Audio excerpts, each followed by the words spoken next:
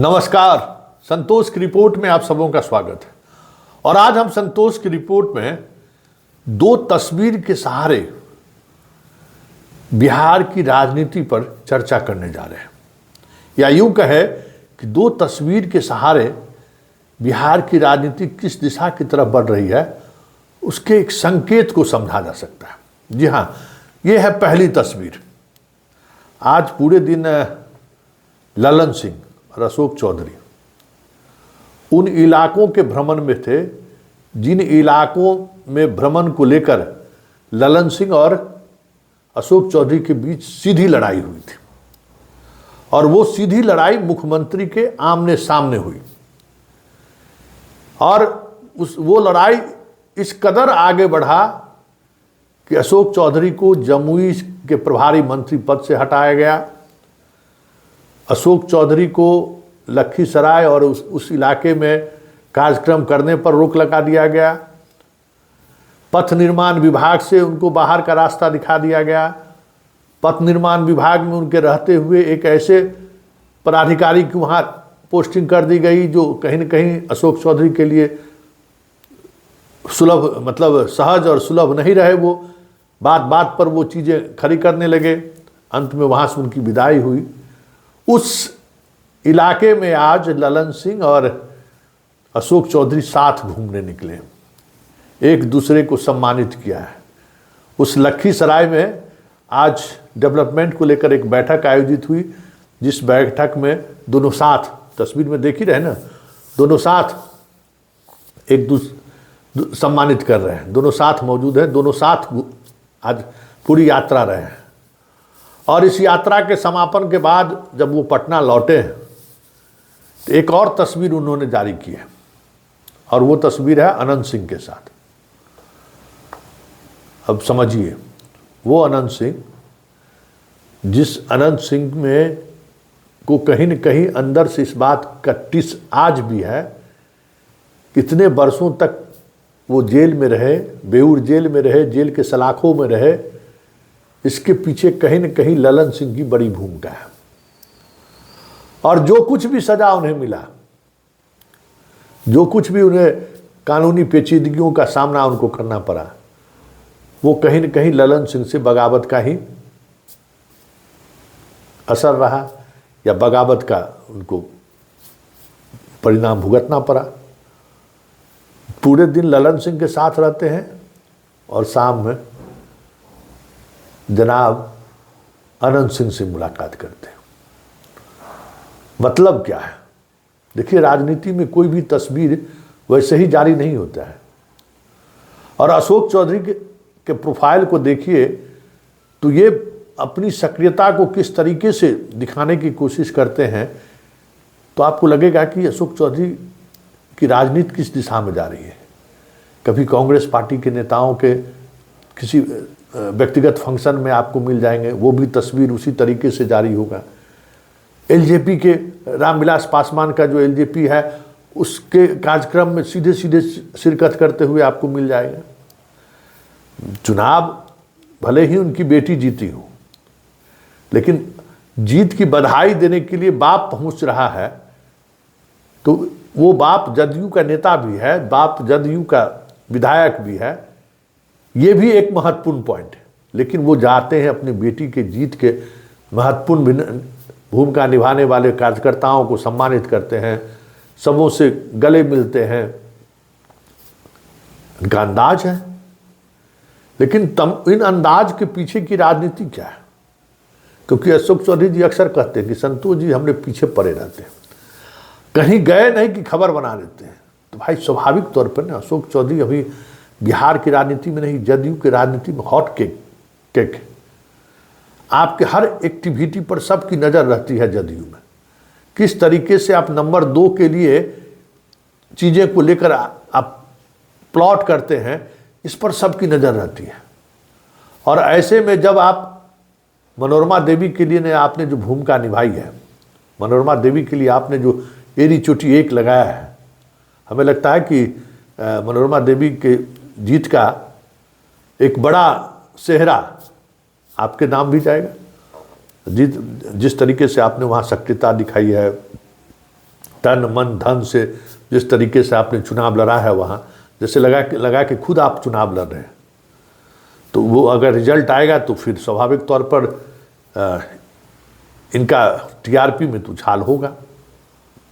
ये सब चीज़ें चल रही हैं। तो इन तमाम चीज़ों को लेकर अगर आप गौर करिए ना, तो मतलब क्या है। उपचुनाव में सक्रियता जदयू को लेकर उसी वहीं विवाद हुआ था, भूमिहार वाला विवाद हुआ था, और इन पर आरोप भी लगाया था कि भूमिहार को निशाने पर जहानाबाद में लेकर सुरेंद्र यादव को मदद करना चाहते हैं। बड़ा आरोप लग गया था। तो एक तो उस आरोप को से मुक्त होना चाहते हैं बेलागंज में पहुंचकर, लेकिन इतनी कवायद की जरूरत क्या है अशोक चौधरी को, ये बड़ी बात है। इतने नेटवर्कों के सहारे चीज़ों को प्रदर्शन करने की जरूरत क्या है अशोक चौधरी को। हम ललन सिंह से भी मिल रहे हैं, हम अनंत सिंह से भी मिल रहे हैं। चीज़ों को समझिए। मतलब सियासी इस शतरंज में, सियासी इस विषाद में अशोक चौधरी कंफर्ट नहीं है, ये साफ दिखता है। गौर करिएगा कि कहीं भी वो सहज नहीं दिखते हैं। लगता है जैसे वो परेशान है। कुछ न कुछ ऐसी बातें चल रही हैं उनके दिमाग में जिनसे वो कहीं भी सहजता के साथ अपने आप को खड़े महसूस नहीं करते। हमेशा कुछ न कुछ ऐसी चीज़ें चलते रहते हैं जिससे कुछ अलग दिखे अशोक चौधरी। आप गौर करिएगा, जदयू के बैठक में भी, जदयू के बैठक के बाहर भी, जदयू के अंदर भी, बाहर भी, जब कभी भी नीतीश से उनके रिश्ते को लेकर खबरें चलनी शुरू होती है कि आजकल जो है सो नीतीश जी इनको दरकिनार करना शुरू कर दिए हैं, उसके 24 से 48 घंटे के अंदर एक ऐसी तस्वीर वो जारी करेंगे जिसमें साफ लगेगा कि अरे नीतीश जी और इनके बीच तो बहुत ही अंतरंग रिश्ता है, एक अलग तरीके का स्नेह है। फिर यही सवाल उठता है आखिर इसकी जरूरत क्यों पड़ेगी। तो जरूरत है, क्योंकि जिस तरीके से राजनीति विषाद बिछाई जा रही है और उस विषाद में नीतीश कुमार को जिस तरीके से घेरने की कोशिश हो रही है कि 2025 तक नीतीश के नेतृत्व में चुनाव लड़कर सत्ता में वापसी हो, ये लक्ष्य नंबर 1 है। लक्ष्य नंबर 2 कि फिर उनकी कैसे विदाई हो, इसके लिए पार्टी के अंदर हमारी पोजीशन मजबूत रहे, तब तो बीजेपी इन्हें नोटिस लेगा ना भाई। उस दौर में जब शुरू होगा, अंतःपुर में जब सत्ता के संघर्ष शुरू होगा, तो सत्ता संघर्ष में कोई ऐसा व्यक्ति होना चाहिए ना जो अपनी उपयोगिता साबित करे बीजेपी की नज़रों में, या उस दौर में जो कोई भी हो, लालू हो या बीजेपी हो, जिसके साथ रिश्ता बन जाए। तो कोई एक किंग मेकर की भूमिका में या कोई ऐसा व्यक्ति तो नज़र आवे ना कि देखिए उनके पास किस तरीके से चीज़ें चल रही हैं। तो वही लड़ाई, वही संघर्ष है, वही उसी को का दिखाने की तरीका है। और अभी से ही ये खेल शुरू है कि अगर हमको डॉक्टर संजीव को निशाने पर लेना है, परबत्ता विधायक, तो हमें अनंत सिंह और ललन सिंह से करीब होना पड़ेगा, क्योंकि डॉक्टर संजीव और अशोक चौधरी के बीच सीधा आमने सामने टकराव की स्थिति है। और उस टकराव में सहमात का खेल अंदर अंदर दोनों एक दूसरे को लेकर खेल रहे हैं। और सबको पता है कि अगर डॉक्टर संजीव को टिकट काटना है तो ललन सिंह और अनंत सिंह जैसे भूमिहार नेताओं का आशीर्वाद जरूरी है। उसी तरीके से बेगूसराय का जो एलजेपीआर का जो सीट है, जो विधायक आ गए इधर जदयू में, उनको कैसे उस सीट पर वापसी हो जाए, वो सीट चल जाए लोजपा आर में, तो बिना ललन सिंह के सहमति के संभव भी नहीं है। उसी तरीके से जिस विधानसभा काउंसिलर राजू सिंह के पोता को लेकर विवाद हुआ था, उस सियासी दावपेच में पोता को तभी ठिकाने पर लगाने में कामयाब हो सकते हैं अशोक चौधरी जब ललन सिंह का बर्दाश्त मिल जाए, इनको आशीर्वाद मिल जाए। तो ये सारी कवायद जो पॉलिटिकल जो एक्सरसाइज है ना, उस एक्सरसाइज पर जब आप गौर करिएगा तब आपको समझ में आएगा कि इन तस्वीरों का मतलब क्या है, और इस तस्वीर के सहारे जदयू के अंदर जो चीज़ें चल रही हैं उसका मतलब क्या है। तो हमें लगता है कि इस तस्वीर के पीछे की जो तस्वीर है, संतोष की इस रिपोर्ट के सहारे हमें लगता है कि बहुत कुछ आपको समझ में, मतलब एक क्रिस्टल की तरह चीज़ें साफ होती दिखने लगी होगी। बस एक ही तस्वीर का मतलब है कि दलित और भूमिहार का जो इक्वेशन है, उस इक्वेशन में अशोक चौधरी की महत्ता और मजबूत हो या महत्ता बढ़े, या फिर वो समाज भी इन्हें स्वीकार करे कि मैंने तो आपके समाज को बेटी दिया है, हम तो आप ही के परिवार के लोग अब हो गए, आप हमें आशीर्वाद दीजिए और आपके सियासत को भी हम ही अपने अनुसार साधते रहेंगे।